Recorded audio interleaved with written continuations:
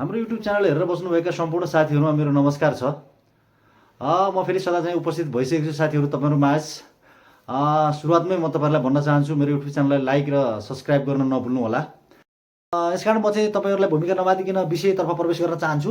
विषय रहेको छ साथीहरू, आज राष्ट्रिय प्रजातन्त्र पार्टीका अध्यक्ष राजेन्द्र लिङ्गदेनको नेतृत्वमा भएको जुन किसिमको एउटा चाहिँ र्याली जुलुस र आन्दोलन थियो र त्यो विषयमा म प्रवेश गरेर कुरा गर्न गइरहेको छु साथीहरू। सायद साथीहरूलाई थाहा भइसक्यो होला, मेरो हेडलाइन र थम्बनेलले पनि हजुरलाई थाहा भइसक्यो, जानकारी पाइसक्नु भयो होला साथीहरूले।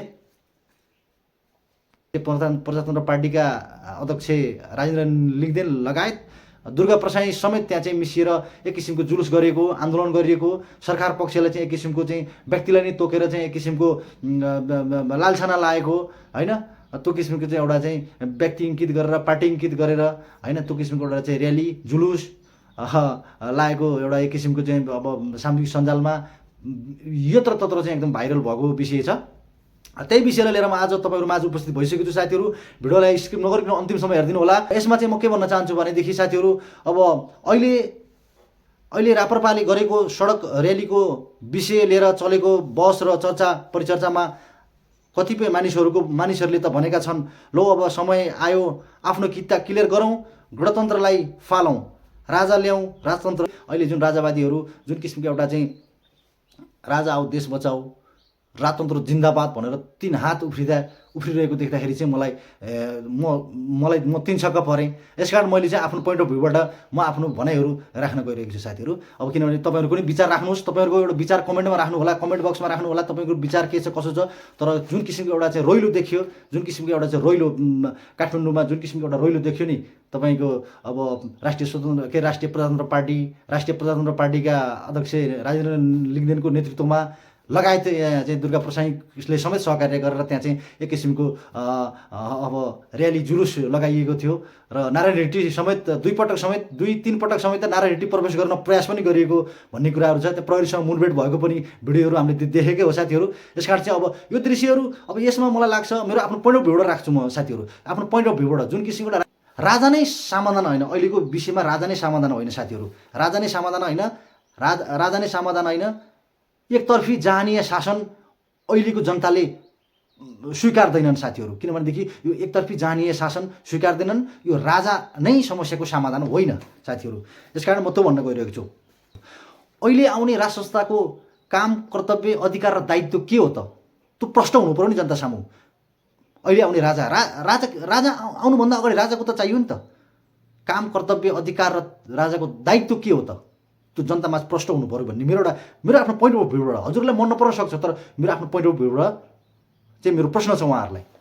यदि 2046 सालतिर 63 सालतिर थियो भनेदेखि साथीहरू पक्कै पनि यो सामाजिक सञ्जालमा सर्वसाधारणले एउटा चाहिँ भिडियो खिचेर यसरी सामाजिक सञ्जालमा प्रसारण गर्न पाइन्थेन। किनभनेदेखि त्यो समयमा पुलिसले कर्याब्जा बनाएर सर्वसाधारणलाई के गर्थे त, जेल हाल्थे। हेकार होस् त्यो राज संस्था, त्यो पनि राज संस्थामा, हिजो राज संस्थामा त्यो पनि थियो, त्यो पनि हेकार हो साथीहरूलाई। मेरो आफ्नो पोइन्ट अफ भ्यूबाट भनेको साथीहरू। जुन राष्ट्रिय प्रजातन्त्र पार्टीले जुन सडकमा उतारेको जति जुलुस त अहिलेका हाम्रा चाहिँ नेपालका ठुला पार्टीहरूले पनि भोलि उतार्न सक्छन्। त्यस्ता जुलुसहरू, त्यस्ता जनसभाहरू त यो आँखाले देख्दै आएका हुन्। तपाईँहरू त्यहाँ साथी छन्, कहिले चाहिँ तपाईँको जुलुसहरू देखियो भने यो भिडको पछि नलाग्दा हुन्छ भनेर म एउटा भिडले कुनै पनि निर्णय गर्दैन, भिडले राजा ल्याउने होइन साथी। अब अहिले राजेन्द्र लिङ्गदेनको पार्टीमा सहकार्य गरेर अहिले चाहिँ हिन्दू राष्ट्र चाहिँ चाहिन्छ, हामीलाई हिन्दू राष्ट्र घोषणा गर्नुपर्छ, चाहिँ हामीले यो गणतन्त्र फाल्नुपर्छ, हामीलाई राज संस्था चाहिन्छ भनेर अर्का एक तबका दुर्गा प्रसाई पनि आज चाहिँ राजेन्द्र लिङ्गदेनसँगै एउटा सहकार्य गरेर चाहिँ एउटा ट्राफिक पोलमा झुन्नेर चाहिँ एक किसिमको चाहिँ तहल्का मचाइएको होइन। राजेन्द्र लिङ्गदेनसँग चाहिँ जुन किसिमको सहकार्य गरेर एक तबका चाहिँ जुन हिन्दू राष्ट्र चाहिन्छ, हिन्दू राष्ट्र घोषणा गर्नुपर्छ, गणतन्त्र खारेज गर्नुपर्छ, सङ्घीयता खारेज गर्नुपर्छ, सङ्घीयताको विरोधी, गणतन्त्रको विरोधी होइन, राजतन्त्र ल्याउनुपर्छ भन्ने एक तबका चाहिँ तपाईँको यो के भन्नु, अब के अरे दुर्गा प्रसाई लगायतका साथीहरू पनि यहाँ उपस्थित हुनुभएको रहेछ र्यालीमा, जुलुसमा। भनेदेखि यो भिडले कुनै पनि निर्णय गर्दैन। यो भिड त हिजो दुर्गा प्रसाईको पछि पनि थिए नि त, हिजो दुर्गा प्रसाईले पनि त लिएर आएकै हो नि त। हिजो रवि लामिछानेको पछि पनि त यस्तै भिड पछि लागेको थिए। तर किनभने भिड भनेको केही समयको लागि मात्रै हुन्छ, तर भिडले कुनै पनि ठोस निर्णय गर्दैन साथी। प्रसाईकोमा पनि यति नै मान्छे थिए हिजो, दुर्गा प्रसाईको पनि यतिकै मान्छे थिए साथीहरू, यतिकै भिड थियो दुर्गा प्रसाईको पनि। अझै पनि भोलि दुर्गा प्रसाईले आह्वान गर्ने हो भने यतिकै मान्छे दुर्गा प्रसाईमा पनि आउँछन् साथीहरू। यसकारण दुर्गा प्रसाई मात्रै नभएर हिजो रवि लामिछानेको पछि पनि मान्छे भिडै थियो, रवि लामिछानेको पछाडि पनि भिडै थियो साथीहरू। यसकारण म के भन्न चाहन्छु भने नेपालमा केही मानिसहरूलाई भड्काउन धेरै सजिलो छ।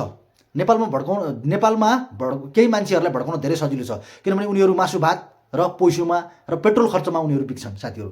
यो यथार्थ हो, यो सबैलाई यो अवगतै छ साथीहरू। किनभने हिजो माओवादीको पालामा पनि त्यही मान्छेहरू आएर जुलुस गर्छन्, भोलि एमालेकोमा पनि त्यही मान्छेहरू आएर जुलुस गर्छन्, हिजो भोलि गएर काङ्ग्रेसकोमा पनि त्यही मान्छे आएर जुलुस गर्छन्, अन्य पार्टीहरूमा पनि त्यही मान्छे नै सहभागिता पाउँछन्, त्यही मान्छे त्यही हुन्छ, मान्छे त्यही नै हुन्छ। तर पार्टी समर्थन गरेर उनीहरू फरक तरिकाले आउँछन्, तर व्यक्ति एउटै नै हुन्छन् साथीहरू। त्यो जान्नु जरुरी छ साथीहरू। व्यवस्था परिवर्तन गर्नमा लागौँ, म भन्छु भिडको पछि कहिले पनि नलागौँ, बरु यो व्यवस्था परिवर्तनको पक्षमा लागौँ, यो व्यवस्थालाई परिवर्तन गरौँ। हुनसक्छ हो विभिन्न किसिमको होइन, यो व्यवस्थामा धेरै भ्रष्टाचार भएको छ, यो व्यवस्थाले गर्दा धेरै मान्छेहरू बेरोजगार भएका छन् होइन, यो व्यवस्थामा नीति कमजोर भएको होला, बरु व्यवस्था परिवर्तनतिर लागौँ न साथीहरू। राजतन्त्र राजा भनेर राजालाई उचाल्ने काम कसैले पनि नगरौँ, राजा भनेर उचाल्ने काम कसैले पनि नगरौँ, राजाको ढ्याङ्ग्रो पिटेर आफ्नो पेट पाल्ने काम कसैले पनि नगरौँ साथीहरू। व्यक्ति मान्छे एउटै हुन्छन्, यसकारण चाहे त्यो प्रचण्डको पार्टी होस्, चाहे त्यो माओवादीको चाहे प्रचण्डको पार्टी होस्, चाहे शेरबहादुरको पार्टी होस्, चाहे केपी ओली सरकारको पार्टी होस्, चाहे त्यो रवि लामिछानेको पार्टी होस्, उनीहरूले आमसभा गर्दा या जुलुस गर्दा आन्दोलन गर्दा यिनै व्यक्तिहरू आउने हुन्, व्यक्ति एउटै हुन्, मान्छे यिनीहरू नै हुन्। हिजो राज संस्था फाल्ने पनि उनीहरू हुन्, हिजो गणतन्त्र ल्याउनुपर्छ भन्ने पनि यिनै हुन्, आज गणतन्त्र फालेर राजतन्त्र ल्याउनुपर्छ भन्ने पनि यिनै व्यक्तिहरू हुन्। यसकारण साथीहरू भ्रममा कोही पनि नपर्नु होला, यो भिडले कुनै ठोस निर्णय गर्दैन साथीहरू। यसकारण भिडले राजा ल्याउने होइन साथीहरू, यसकारण भिडले राजा ल्याउने होइन, शासन व्यवस्था फेरिँदैन, भिडले शासन व्यवस्था फेरिँदैन, भिडले राजा ल्याउँदैन, भिडले शासन व्यवस्था फेरिँदैन। स्मरण रहोस् सङ्घीय गणतन्त्रलाई स्मरण रहोस्, सङ्घीय गणतन्त्रलाई धावा बोल्ने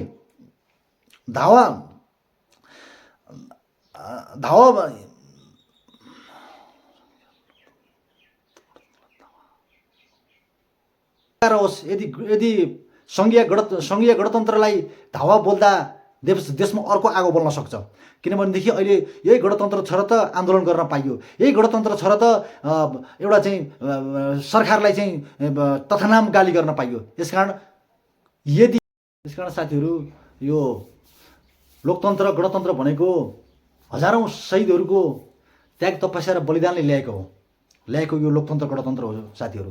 यसकारण यो गणतन्त्र र लोकतन्त्रलाई जो कोहीले यदि धावा बोल्ने एउटा हैसियत राख्छ भनेदेखि देशमा अर्को गृहयुद्ध हुन सक्ने सम्भावना छ, देशमा अर्को आगो बल्न सक्छ साथीहरू। किनभने यो त्यसै सजिलै यो गणतन्त्र लोकतन्त्र आएको होइन, हजारौँ सपुतहरूले एउटा बलिदान दिएका छन्, हजारौँ चाहिँ सपुतहरूको बलिदान त्याग तपस्या र बलिदानले यो लोकतन्त्र गणतन्त्र ल्याइएको साथीहरू।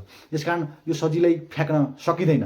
यसकारण राजाको ठाउँमा सही छन्, राजालाई अहिले जुन किसिमको मैले भनिहालेँ साथीहरू, राजा राजतन्त्रले मात्रै गल्ती गरेको होइन, राजतन्त्रमा चाहिँ सबै कुरो चाहिँ गलत थियो भन्ने पनि होइन, राजतन्त्रमा मात्रै भ्रष्टाचार भएको थियो भन्ने होइन, राजतन्त्रमा मात्रै त्यो किसिमको चाहिँ विदेश पलायन भएको थियो भन्ने होइन।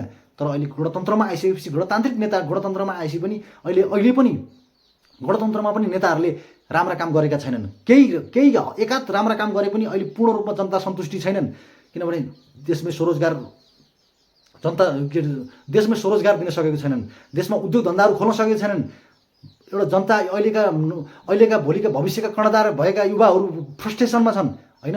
विदेश पलायन हुनेको एयरपोर्टमा लर्को छ, स्थिर सरकार छैन, आर्थिक मन्दी छ, यावत विषयहरू छन्, यावत समस्याहरू छैनन् भनेको होइन। किनभने हिजो राजतन्त्रले मात्रै त्यो समस्या निम्त्याएर राजतन्त्र फालिएको होइन, किनभने अहिले राजतन्त्र फालियो, त्यो राजतन्त्र पनि देश र जनताको हितमा काम गर्न नसकिसकेपछि राजतन्त्र फालेर गणतन्त्र आयो, र गणतन्त्र आइसकेपछि पनि अहिले पनि सबै काम राम्रो भएको छ भन्ने छैनन्। त्यही भएर किनभने अहिले पनि नेताले एकाध काम बाहेक अरू कामहरू केही पनि गरेका छैनन्, देखिएका छैन, पारदर्शिता छैन, भ्रष्टाचार त्यत्तिकै मौलाइरहेको छ, भ्रष्टाचारको अन्त्य भएको छैन। यसकारण साथीहरू मैले के भन्न खोजेको भने हिजो राजा र नेताले गरेको घात आज देश र जनताले भोग्दैछन्।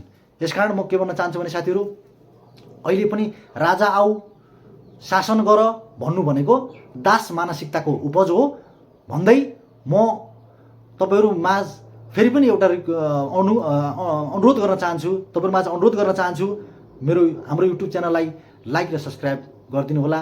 हवस् त, बिदा दिनुहोस्। नमस्ते।